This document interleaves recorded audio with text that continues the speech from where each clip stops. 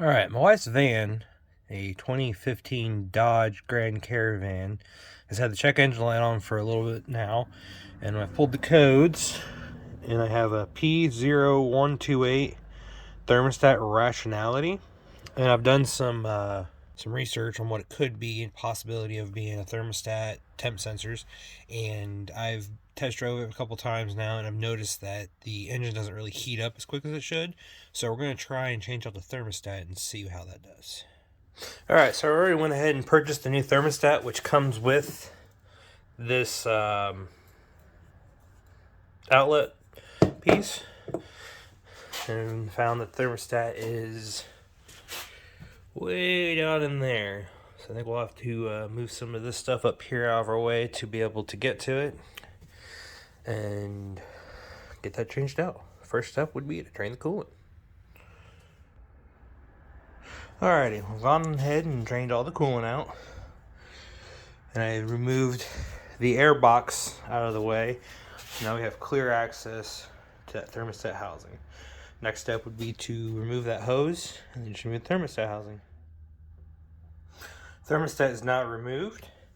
It's always a good practice to compare your original part with your new part to make sure it's going to fit, because sometimes aftermarket parts are not 100% the same, but it looks like in this case we are good to go back together.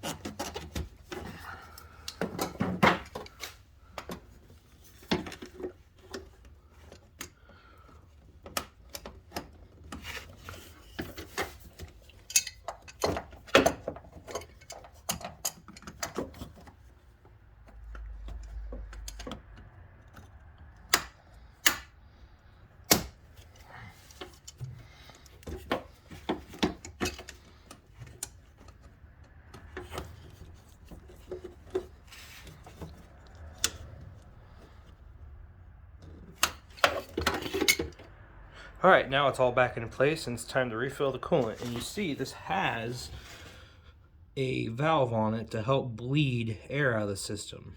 That way you can make sure you get the proper amount of coolant in it. Air in a cooling system is not good. So how these valves work is you go ahead and you put coolant in the system, and then you open that valve, and you should hear air coming out. And once the air stops coming out and you get some coolant coming out, then you know you have all the air out of the hose. Alright, now we're all back together. Coolant filled back up. Now let's go ahead and clear out the code. Alright, so now we're going to go ahead and clear the codes.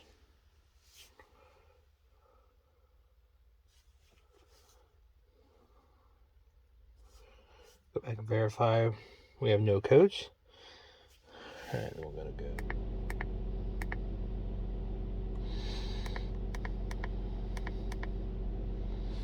Alright, there we have the engine coolant temp.